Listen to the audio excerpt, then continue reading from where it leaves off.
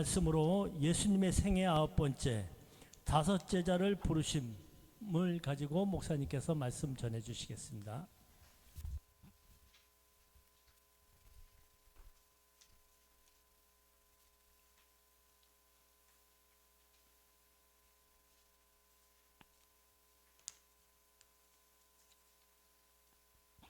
예, 모두 평안하셨나요?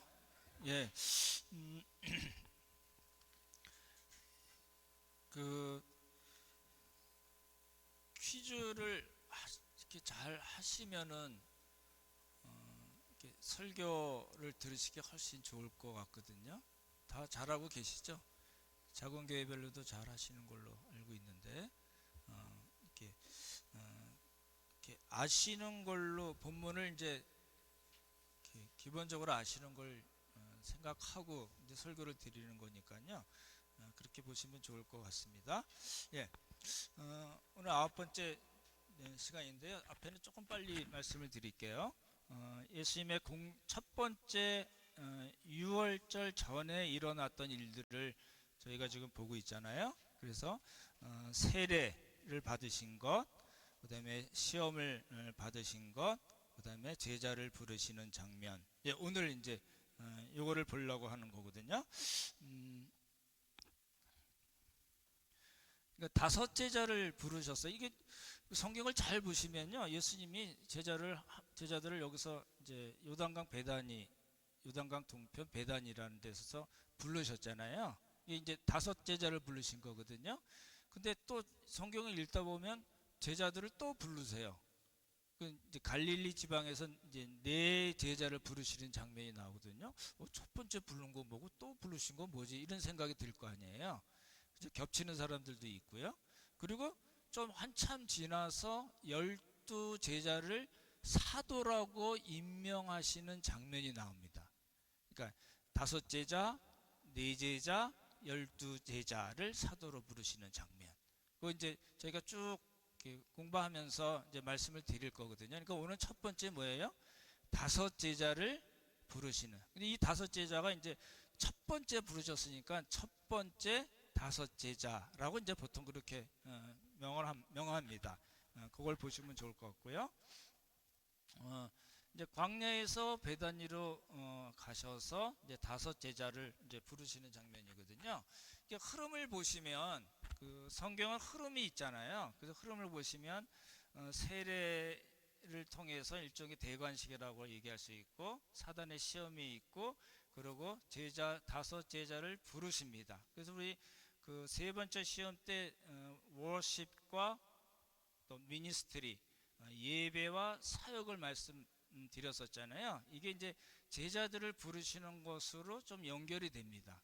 이제 그래서 이제 제자들을 부르셔서 예배와 사역으로 부르신 것이다. 일단은 이제 그렇게 보시면 좋을 것 같고요. 5제자가 누구죠? 하셨죠? 저를 보시고 첫 번째 누구죠? 안드레와 요한. 요한인 거 성경에 안 나오는데 어떻게 하셨죠? 예. 여기요. 예. 예. 성경에는 요한이 요한복음 쓰면서 자기 이름은 표현 안 합니다. 예수의 사랑하시는 자 뭐 이런 식으로 표현했거든요. 그러니까 안드레, 요한, 그리고 또 베드로는 누가 불렀죠? 예, 안드레 자기 형제니까 우리가 메시아를 만났다 이러잖아요. 그래서 베드로. 그다음에 네 번째 빌립은 누가 부르셨죠? 예수님이 부르신 겁니다. 나를 따라오너라. 그러죠? 그랬더니 따라왔어요. 이게 왜 그랬을까 생각해 보셔야 되죠. 그 다음에 누구죠? 빌립이 또 예, 나다날 따라해보자. 나다나엘. 예, 나다나엘을 부르십니다. 나다나엘은 바돌로메라고도 하는데 그렇게 얘기하기도 하고 아니라고 얘기하기도 하고 그러고요. 5제자거든요. 그래서 말씀드렸던 대로 5제자 부르시고 4제자 부르시고 그 다음에 12제자를 부르시는 그런 장면이 있습니다. 제가 오늘 드릴 말씀 중에 계속해서 반복해서 말씀 드리는 단어가 있습니다. 이제 그걸 뭔가 한번 보시면 좋겠네요. 우리 한번 같이 읽어볼까요? 시작. 또 이튿날 요한이 자기 제자 중에 두 사람과 함께 섰다가 예수께서 권위심을 보고 말하되 보라 하나님의 어린 양이로다. 여기 두 사람은 누구죠? 안드레와 요한입니다. 그렇죠? 안드레와 요한이 누구의 제자였어요? 세례 요한의 제자였어요. 그렇죠? 예. 그리고 이제 세례 요한이 뭐라고 증언을 하냐면 보라 하나님의 어린 양이로다. 하나님의 어린 양은 누가 얘기한 거죠? 구약에서 예, 이사야 선지자의 예언에 나오죠. 그렇죠? 예, 그 연결이 됩니다. 그냥 뜬금없이 세례 요한이 보라 하나님의 어린 양이로다 그렇게 얘기한 것이 아니고요. 구약 내용을 이제 바탕으로 해서 얘기를 증언을 한 거거든요. 예, 그랬더니 요한의 말을 듣고 예수를 따르는 두 사람 중에 하나는 누구라고요? 안드레. 예, 시몬 베드로의 형제 안드레입니다. 그러니까 안드레가 첫 번째입니다. 되시죠? 예. 그리고 이제 그 말씀드렸더니 요한은 자기 이름을 요한복음에서 잘 바뀌지 않고요. 그 사랑하시는 자, 예수의 사랑하시는 그 다른 제자 이런 식으로 표현한 겁니다. 그래서 안드레와 누구라고요? 요한인 걸 알 수 있습니다. 이제 첫 번째 제자인 안드레가 이제 증언을 하는 거예요. 잘 보십시오.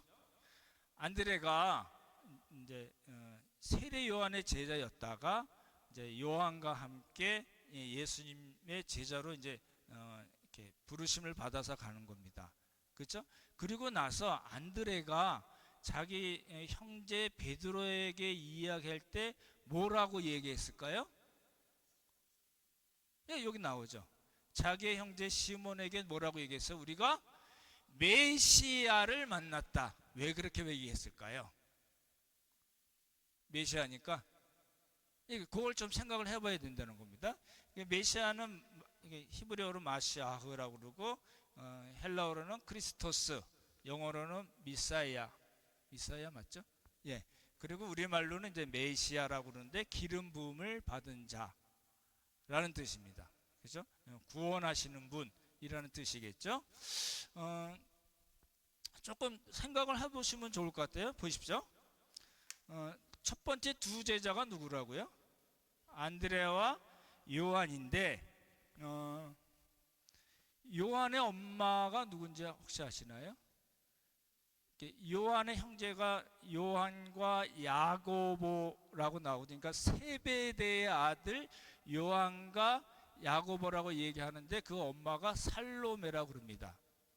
살로메하고 예수님의 어머니하고 이렇게 자매래서 뭐 이렇게 요한 야고보하고 예수님이 사촌이다 이렇게 얘기하기도 하는데 그렇다고 얘기하기도 하고 일반적으로 그런데 아니라고 얘기하는 분들도 있는데 일단은 중요한 게 뭐냐면 요한과 야고보의 엄마가 요한과 야고보도 그렇게 표현이 돼 있고 이 요한과 야고보를 데리고 가서 예수님께 가서 예수님 주의 나라에서 우편과 좌편을 우리 두 아이에게 주십시오 이렇게 표현했습니다. 어디에서요?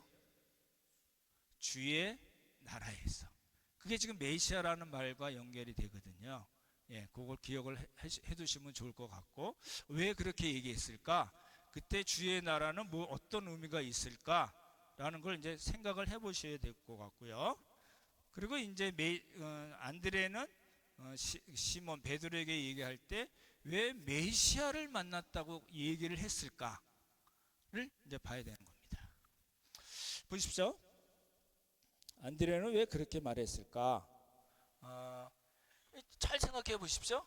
이 베드로와 안드레 이 사람들은 다 뭐하던 사람들이죠? 어부 출신이죠. 요한과 야고보도 그렇고요. 얘는 좀 돈이 있는 집 아이들입니다. 부잣집에 그러니까 품꾼이 있었거든요. 지난번에 우리 이 갈릴리에서 이렇게 고기 잡는 방법을 보여드렸잖아요. 그러니까 이게 돈이 있던 없던 간에 갈릴리에서 물고기를 잡는 어부였는데 왜 세례 요한에게 갔을까요? 안드레와 요한이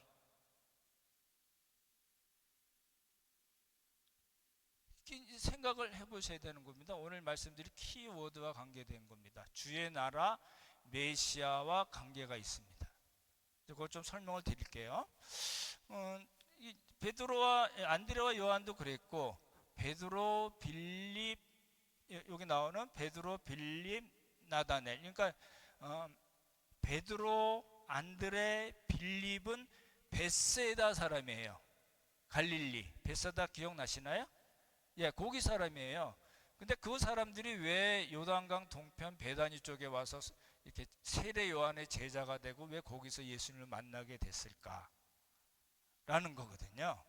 나다나엘은 가나 사람이에요. 갈릴리 가나 아시죠? 예, 나사렛에서 한 몇 킬로 떨어져 있는, 고개를 3번 넘어가면 있는 그 동네 사람인데, 이 빌립 또 그다음 가나 사람인 나다나, 이런 사람들이 왜 지금 밑에 동네 와서 있었을까를 이제 생각을 해보셔야 되는 겁니다. 이제 이런 그 요한복음 1장의 배경을 알기 위해서는 우리가 이제 조금 복잡하지만 간략하게 말씀드릴게요. 이제 알아야 될 게 있어요. 왜 내가 메시아를 만났다고 얘기했는가? 빌립이 나다나엘한테 이야기할 때 모세가 율법에 기록하고 여러 선지자들이 기록한 그 일을 우리가 만났다. 왜 이렇게 얘기했을까? 나다나엘은 나중에 신앙 고백을 하는데 하나님의 아들이시요 그리고 이스라엘의 임금이라고 왜 얘기했을까? 그게 다 배경이 있는 거거든요. 역사적인 배경을 알면 그 사람들이 사용한 단어들, 메시아, 그 다음에 뭐 그리스도, 뭐 이런 이야기들, 이스라엘의 임금, 왜 이런 표현을 썼을까? 세례 요한은 왜 하나님의 어린 양이라고 증언을 자기 제자들에게 증언을 해서 안드레와 요한을 예수님께로 인도했을까를 이제 보려는 겁니다. 이제 그런 관점에서 요한복음 1장을 보는 거예요. 이제 이거 나오면 조금 골치 아프잖아요. 그러니까 골치 아프게 생각하지 마시고 포로로 갔다 왔죠. 우리 그 바벨론 포로 아시죠? 70년 포로에서 왔어요. 그리고 이제 그리스 시대 헬라 제국, 우리 알렉산드로스 3세인가요? 알렉산더 아시죠? 그죠? 이렇게 말 타고 뭐 이런 사람 있잖아요. 그 알렉산더가 이제 인도까지, 마케도냐부터 인도까지 다 세계를 먹었잖아요. 그 시대가 있는데, 그 시대에 이제 알렉산더가 죽고서 4명의 장군이 이제 나눠서 다스리게 되잖아요. 그때 이제 그리스 헬라 제국 시대, 그러니까 헬레니즘이라고 그래요. 그 그리스 사람들의 사상과 문화와 언어, 그 사람들의 가치관을 자기들의 제국에 퍼뜨리는 걸 목적으로 하거든요. 예? 그래서 이제 나오는 얘기인데, 유다 사람들이 가만히 있지 않거든요. 그래서 마카비 반란, 마카비 혁명, 마카비 전쟁, 뭐 여러 가지 표현을 하는데, 이게 마따디아라는 제사장이 이제 반란을 일으키면서 자기 아들 5명과 함께 반란을 일으킵니다. 그게 이제 마카비 전쟁이거든요. 그렇게 하면서 이제 한 79년 정도를 이렇게 그 정치적으로 독립을 하는 기간이 있어요. 복잡해지나요? 예, 그렇게 돼 있거든요. 그래서 이제 하스모니안 왕조, 하스몬 왕조를 이룹니다. 그랬다가 이제 로마 장군 폼페이우스죠. 폼페이우스에 의해서 이제 점령이 되면서 79년 동안 정치적으로 독립했던 그 기간이 이제 끝나게 됩니다. 그러면서 로마의 지배를 받게 돼요. 모르셔도 되고요. 이제 복잡하니까. 근데 이제 보내드릴 테니까 이제 보고 공부를 하시면 좋을 것 같고, 이제 알렉산더가 죽은 다음에 4명의 그 장군에서 나눠지는데, 이집트 쪽은 프톨레미 왕국이 되고요. 이쪽 동네는 이제 셀루커스, 셀루시드, 셀레우코스, 셀레우쿠스, 뭐 여러 가지 표현인데 또 셀루커스 왕조가 됩니다. 왜 이걸 말씀을 드리냐면, 잘 보십시오. 이 팔레스타인 지역은 그 프톨레미 왕조가 먼저 다스렸어요. 얘네 셀루쿠스 왕조하고 한 150년 정도 싸웠대요. 싸우는 주간에 이제 첫 번째 팔레스타인 지방을 다스렸던 사람 왕조는 프톨레미 왕조고, 그 다음에 셀루쿠스 왕조가 이 예루살렘 지역을 다스리게 됐거든요.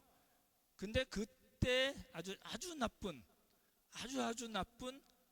셀루쿠스의 왕이 있어요. 그 사람이 여기 써 있는 안티오쿠스 4세입니다. 다른 거 다 모르셔도 되고 요거만 아셔도 돼요. 따라해보세요. 안티오쿠스 4세. 예, 야가 자기가 나 신이야 라고 얘기해서 안티오쿠스 에피파네스는 신의 현현, 신이 나타났다, 이 얘기로 자기 이름을 붙인 거거든요. 근데 유대인 사람들은 뭐라 그러면 안티오쿠스 에피마네스는 미친놈, 이런 뜻이에요. 그때 당시 이렇게 분위기를 아실 수 있겠죠. 이렇게 진짜 흉상이 있고요. 뭐 베를린 박물관에 있대요. 근데 야가 뭘 했냐면 헬라와 정책을 핀 거예요. 우리 그 아리스토텔레스 아시죠? 알렉산더 대왕의 스승이 아리스토텔레스거든요. 아까 그래서 말씀드린 대로 헬라 사람들, 그리스 사람들의 사상과 문화와 언어, 가치관을 헬라 제국에 다 퍼뜨리는 거예요. 그러다 보니까 이 팔레스타인 지방 예루살렘 왔더니 딱 걸리는 게 뭐 얘네들은 죽어도 하나님 믿겠다는 거예요. 그래서 이제 안티오쿠스 4세가 이제 방법을 쓴 거죠. 여기 보면 성전에다가 이제 돼지고기 안 먹잖아요. 그래서 돼지로 이렇게 제사를 지내고 돼지고기를 진짜 먹게 하고, 그다음에 안식일 못 지키게 하고 할례 못하게 하고, 예, 성전에다가 제우스나 다른 헬라 신상들을 세워놓은 거예요. 그러니까 완전히 유대 사람들을 보면 완전히 뒤집어질 일이죠. 그렇죠? 예, 나 외에는 다른 신을 섬기지 말라고 뭐 아주 귀에 뭐라 그러죠? 못이 박히도록 들었던 사람들이거든요. 맞죠? 예. 그랬던 사람들에게 나타나는 현상이 뭐예요? 안식일을 못 지켜요. 옛날에는 안식일 때 전쟁도 안 하고 그랬었거든요.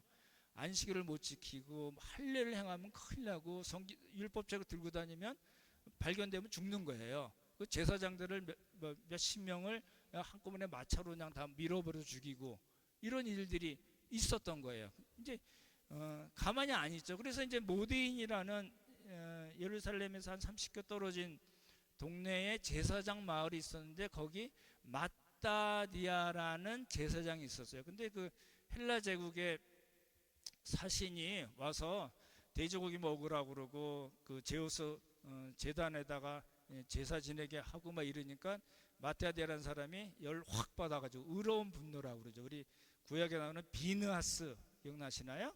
예, 그런 식으로 이제 죽여버리고 이제 반란을 일으키기 시작한 겁니다. 그래서 율법에 열심히 있는 자들은 나를 따르라. 그래서 이제 게릴라전을 이제 펼쳐 나가는 겁니다. 그 다음에 이제 아들 중에 하나가 셋째인데 유다 마카비. 그래서 마카비 전쟁이라고 그러거든요. 마카비는 이런 망치, 햄머 이런 뜻이거든요. 게릴라전을 싸움을 너무 잘했어요. 그래서 나중에 예루살렘 성전을 탈환을 했어요. 정치적으로 완전히 독립된 건 아니고 예루살렘 성전을 탈환을 해서 더럽혀진 예루살렘 성전을 다시 정화시키는 거예요. 그래서 그게 수전절이라고 합니다. 하누카라고 합니다. 지금도 이스라엘 사람들은 하누카를 지키거든요. 이스라엘 사람들의 그 수전절 하누카 때 미국 대통령이 뭐 축전을 보내기도 하고 직접 참석하기도 하고 이럽니다. 지금 하누카가 굉장히 중요한 절기가 돼 있어요. 수전절이. 이게 이제 요한복음에 나오는 절기입니다. 구약에는 없는데 요 일 때문에 이스라엘 사람들이 예수님 당시에도 수전절을 지켰고 예수님도 수전절 때 예루살렘 성전에 가시는 일이 있어요. 나중에 나올 거고요. 그러면 좋은데 이제 요나단이라는 또 다른 그 마따디아의 아들 때 어떤 일이 있었냐면 얘도 헬라주의자예요. 근데 자기가 대제사장이 돼버린 거예요. 잘 보십시오. 모데인이라는 제사장의 마을에 있었던 마따디아 그리고 그 아들들은 레위 지파이기는 하지만 아론 계열의 우리 그 사독 계열이라고 그러거든요.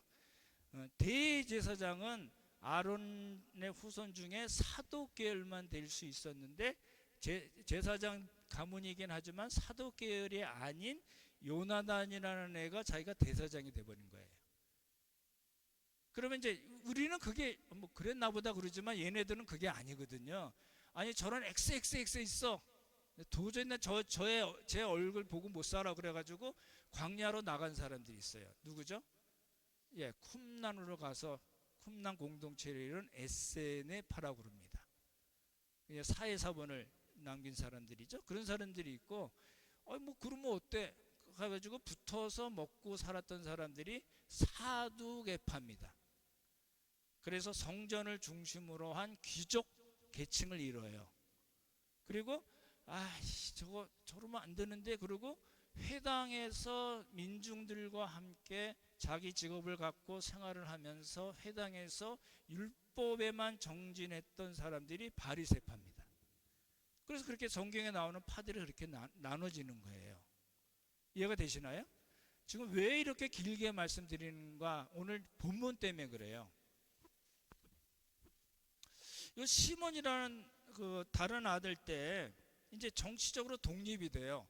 하스몬 왕조를 이뤄요. 근데 이때요 어떤 일이 있었냐면 이제 이렇게 뭐 왕이 되면 쫙 이렇게 들어올 거 아니에요. 그럴 때 사람들이 종려나무 가지를 흔들고 뭐라고 그랬을까요? 이게 이제 이 시몬이라는 그 마따데의 아들을 뭐라고 여겼을까요? 종려나무. 우리 종려주일 아시잖아요. 그때 있었던 거예요. 예수님 때 처음 종려나무를 흔들어서 메시아라고 생각한 게 아니라 이때 벌써 있었어요. 그죠? 예, 그래서 이제 이거 이제 그 사람 흉상입니다. 되게 이상하게 생겼네. 눈이 좀 그렇긴 한데. 그래서 이제 메시아로 그런 이제 성경에도 유다라는 갈릴리의 유다라는 사람이 반란을 일으켰을 때 또 메시아인지 알고. 그러니까 요 당시 이스라엘 사람들은 뭔 일만 있으면 누가 좀 뛰어나다 싶으면 뭐라고 생각했어요? 메시아.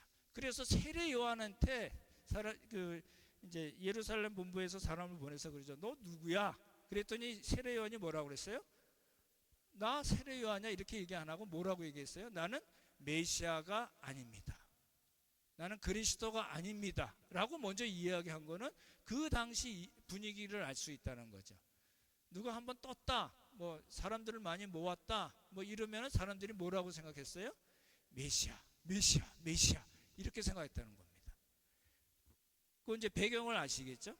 이제 하스모니안 왕조가 그래서 굉장히 중요한 왕조이고 거기서 대제사장이 나서 유대교 분파가 나눠졌고 그리고 시몬 때 이 사람이 메시아 아니야? 라는 강한 이야기들이 이제 있었다는 겁니다.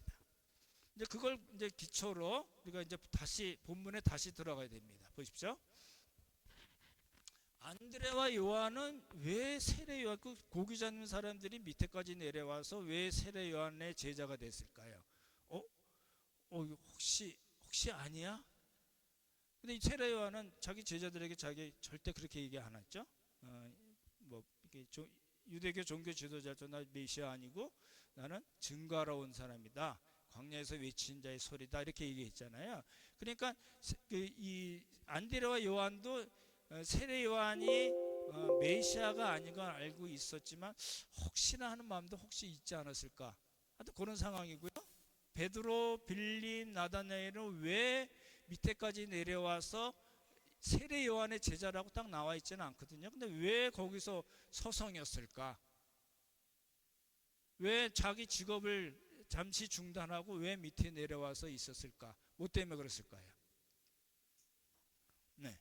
시몬을 보면 우리 예루살렘 성전에 올라갔을 때 시몬이 뭐라고 얘기하냐면 주의 그리스도라는 표현을 쓰거든요. 그때 왜 주의 그리스도라는 표현을 썼을까? 왜 메시아라는 표현을 썼을까? 라는 겁니다. 그게 다 오늘 그 본문이랑 관계가 되는 거거든요. 보십시오. 조금 복잡하긴 한데 내용은 사실은 간단합니다. 보십시오. 안드레가 우리가 메시아를 만났다고 얘기하고, 아까 빌립도 모세가 율법에 기록하고 모든 선지자들이 기록한 그분을 우리가 만났다. 모세가 율법에 기록하고 선지자들이 기록한 그분이라는 건 뭐예요? 한마디로 메시아입니다. 우리를 구원하실 구원자, 그리스도 메시아를 만났다고 얘기한 거예요. 나다나엘이 하나님의 아들이고, 아까 말씀드린 대로 이스라엘의 임금, 그 당시는 로마 제국이 다 이스라엘의 임금인데 감히 담대하게 뭐라고 얘기했어요? 뭐라고 신앙을 고백했어요? 이스라엘의 임금입니다. 그렇게 얘기한 거예요. 다 뭐랑 관계돼요? 메시아라는 말과 관계됩니다. 그렇죠?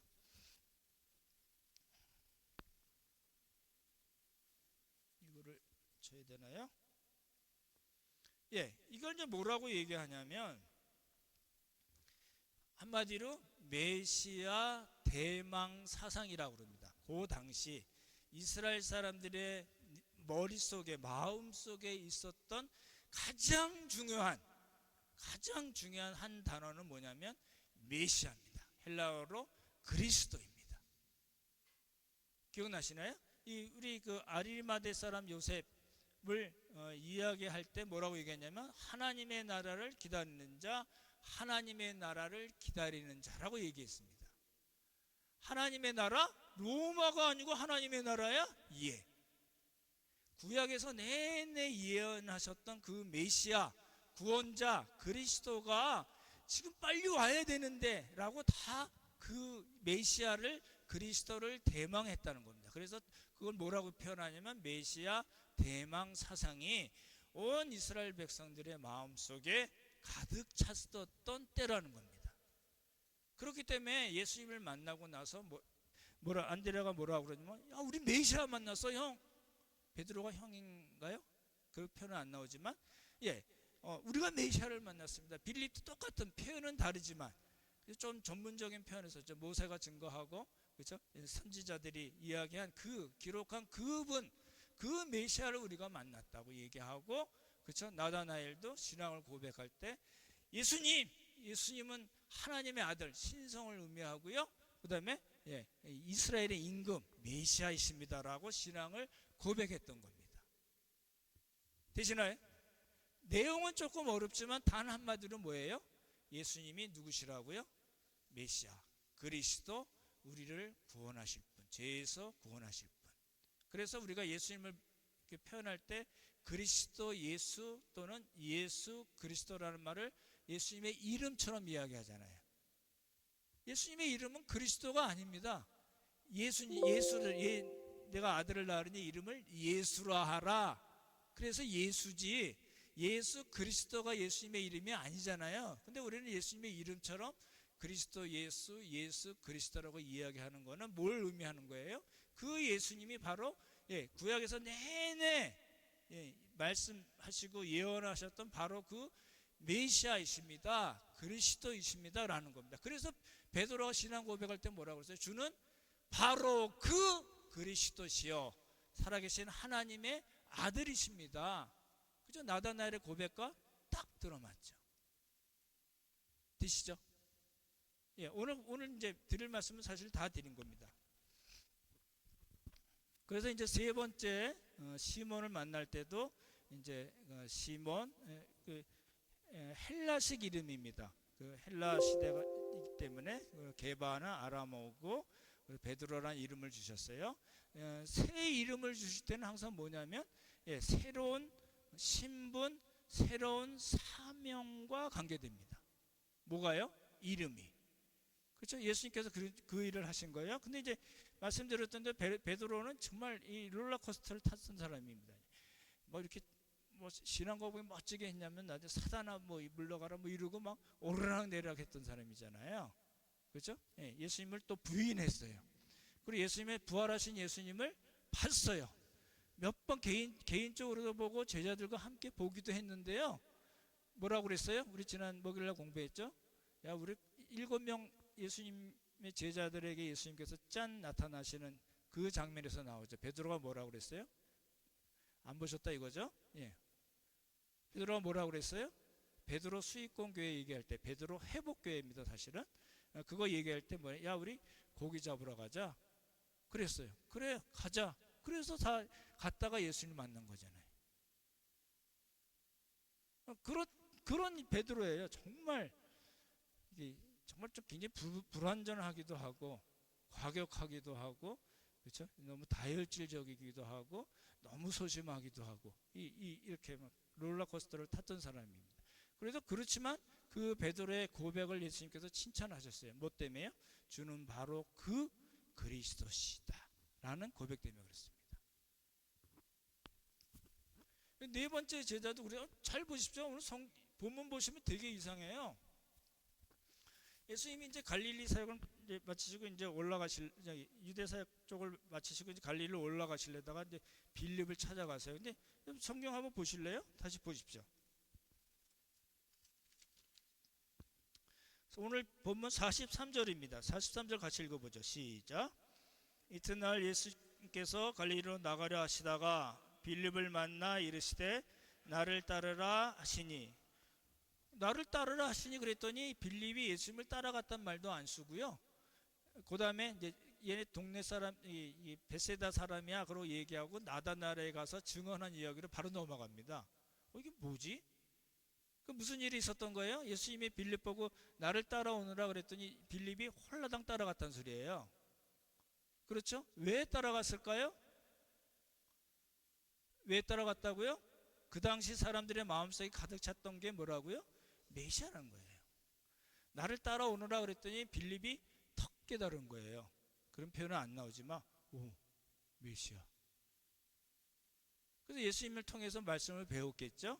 아, 정말 메시아시구나. 그러고 누구에게 얘기했어요? 나다나엘에게 모세가 율법에 기록하고 여러 선지자가 기록한 그 일을 우리가 만났어 라고 증언한 거잖아요. 정리가 되시면 좋겠어요. 예. 그냥 나다나엘의 이제 이야기죠. 잘 보십시오. 45절과 46절 잘 보시면 이렇게 표현은 다르지만 겹치는 게 있어요. 한번 같이 읽어보죠. 시작. 빌립이 나다나엘을 찾아 이르되 모세가 율법에 기록하였고 여러 선지자가 기록한 그 일을 우리가 만났으니 요셉의 아들 나사렛 예수니라. 나다나엘이 이르되 나사렛에서 무슨 선한 것이 날 수 있느냐? 빌립이 이르되 와서 보라 하니라. 뭐가 보이시나요? 뭐가 보이셔야 되는데. 예, 보십시오. 모세가 율법에 기록했고 여러 선지자가 기록했던 그 일을 왜 만났다고 그랬는데 나다나엘은 뭐라고 얘기해요? 뭔 소리야? 갈릴리에서 무슨 선한 게 나겠어? 라고 얘기했잖아요. 그 선한 게 뭘까요? 메시아죠. 지금 그 얘기한 거잖아요. 빌립이 야 우리 메시아 만났어를 모세가 율법에 기록하고 여러 선지자가 기록한 그이라고 표현한 거를 나다나엘은 당연히 뭘로 알아들었어요? 메시아 만났다고 알아들었죠. 그러니까 이제 갈릴리에서 무슨 선한 것, 그 선한 것은 뭘 의미해요? 예, 메시아를 의미하는 거죠. 그렇게 볼 수 있고요. 근데 왜 나다나엘이 받아들이기 힘들었을까요? 그렇죠. 나다나엘은 구약을 잘 알고 있었던 사람이고 구약을 무화과 나무 밑에서 항상 묵상하면서 메시아를 기다리고 있었던 사람이에요. 그 사람에게 갈릴리에서 오신 그 나사렛 예수야 그랬더니 에이 아니지, 나사렛은 뭐가 나. 왜 그렇게 얘기했을까요? 이 메시아는 어디에 난다고 구약 성경에 나와 있어요? 베들레헴이죠. 미가서 5장 2절이잖아요. 그러니까 구약을 잘 알고 있었던 나다나엘 입장에서는 받아들이기가 힘들었죠. 그랬더니 빌립이 뭐라고 그래요? 막 나다나엘 붙잡고 싸운 게 아니라 와서 봐, 와서 보면 알아 라고 얘기한 겁니다. Come and see 라고 얘기한 겁니다.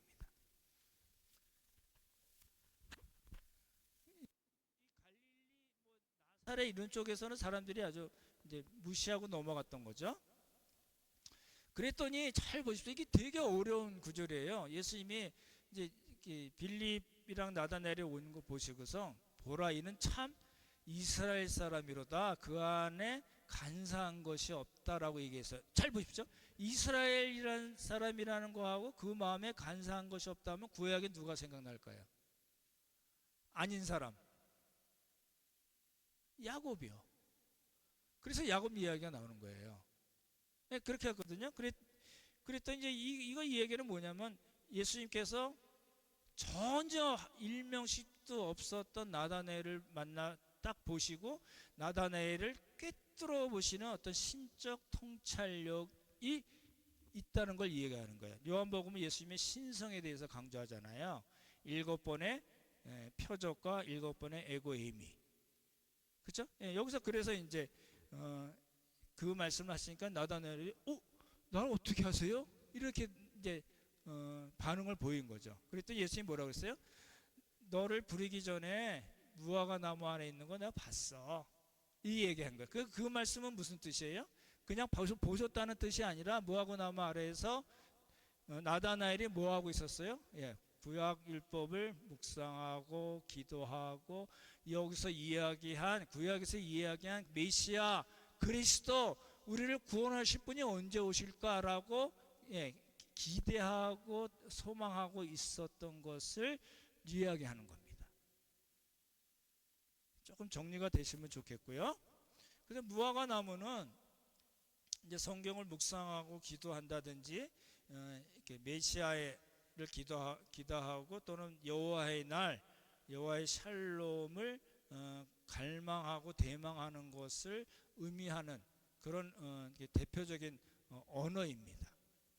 그죠? 예. 그래서 이제 예수님께서 그렇게 말씀하신 거예요. 보십시오. 이제 끝나갑니다. 아주 중요한 게 있긴 하지만, 그렇게 이야기하셨더니 나다나엘이 딱 알아듣는 거예요. 이분 메시아시네. 이게 그 과정이 자세하지 않아서 좀 띄엄띄엄 넘어가기 때문에 말씀 이렇게 설명 우리가 얼핏 보면 어려운 이야기인데 그 말에 필요한 것들은 다 들어가 있는 말입니다.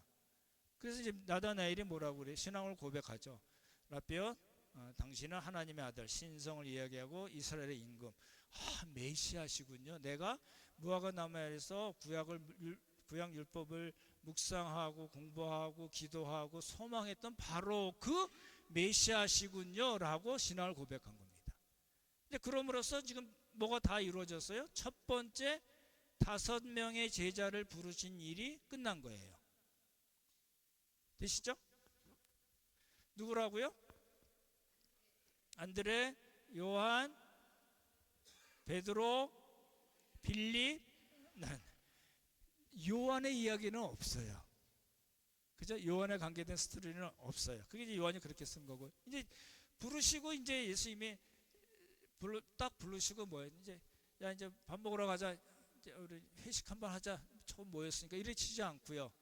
그 다음에 부르신 그 제자들을 통해서 예수님께서 어떤 일을 앞으로 하실 건가를 말씀하세요.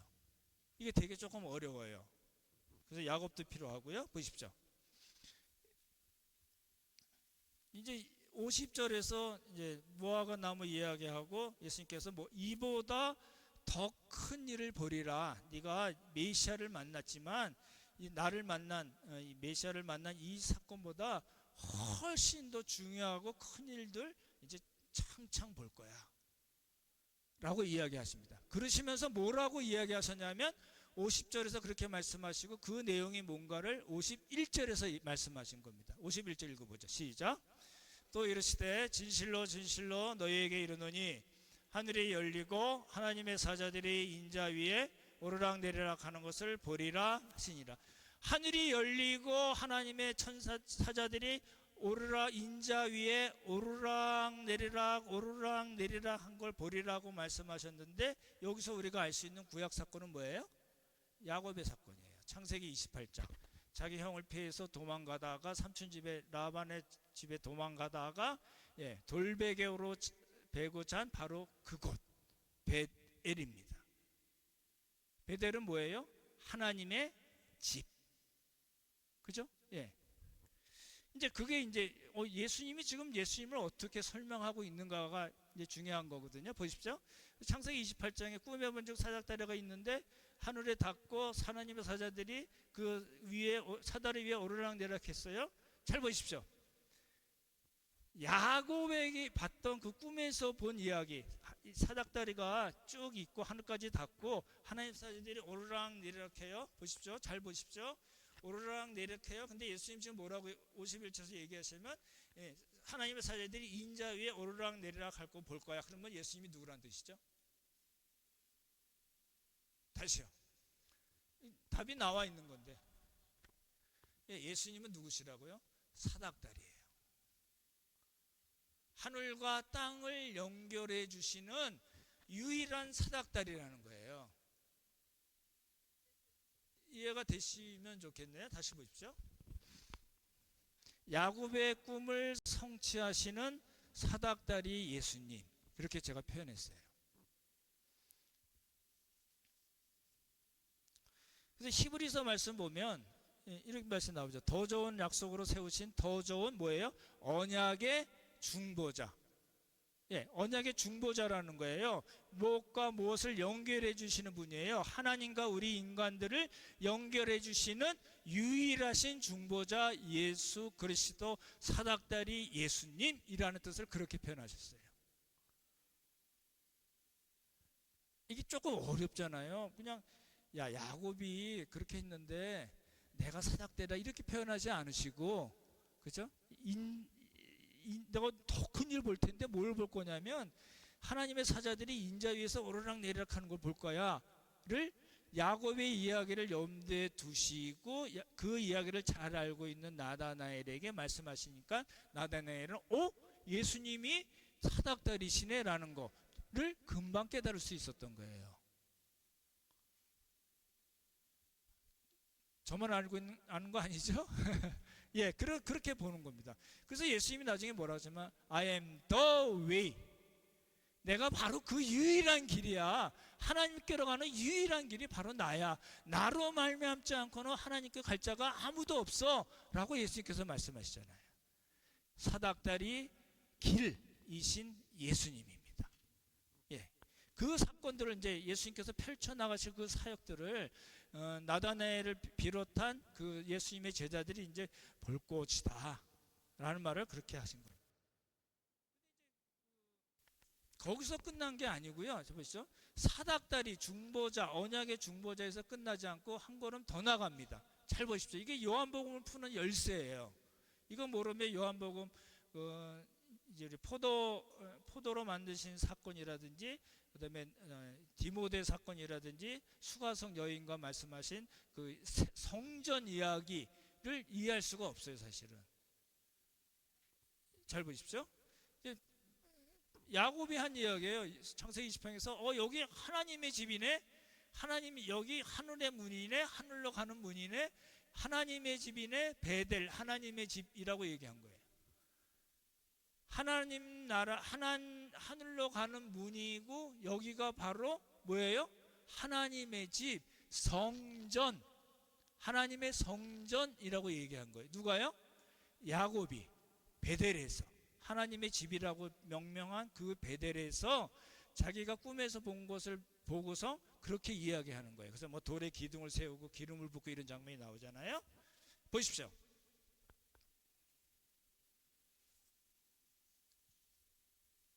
다 끝났습니다. 이것만 보시면 될 것 같아요.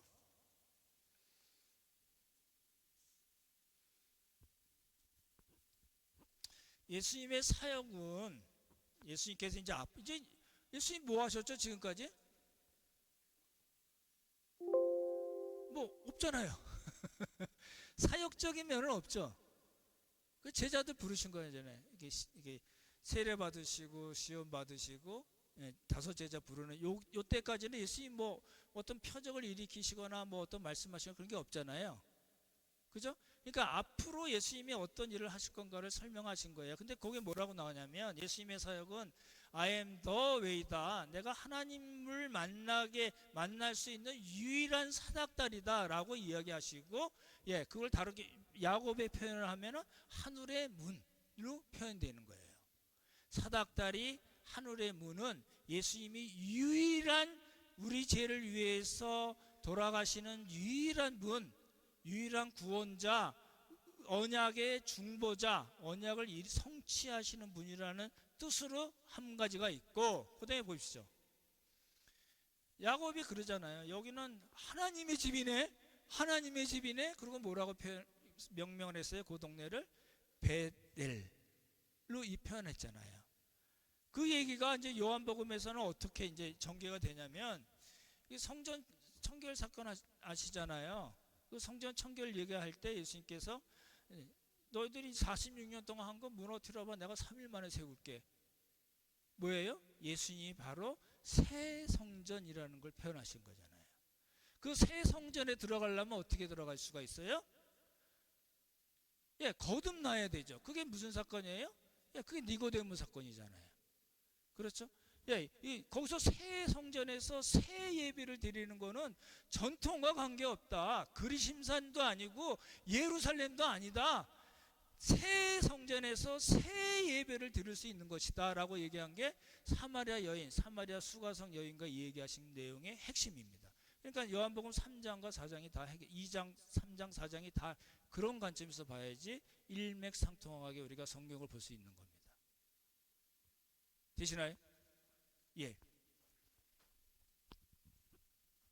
그럼 이제 묵상을 이제 해야죠. 이게 많은 경우에 지금 저도 이제 아주 전통적으로 자라왔기 때문에 설교 듣고 아멘 그러고 이제 주야 그러고 기도하고 집에 가면서 이제 식당 가서 국수 먹으면서 뭘 들었는지가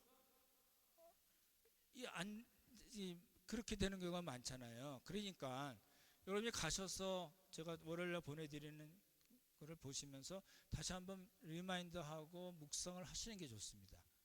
그래야지 우리 신앙이 자랄 수가 있어요. 그렇잖아요? 이걸 통해서 우리가 뭘 할 수 있을까요? 예수님께서 세 번째 시험 때 워십과 미니스트리, 예배와 사역을 말씀하셨잖아요.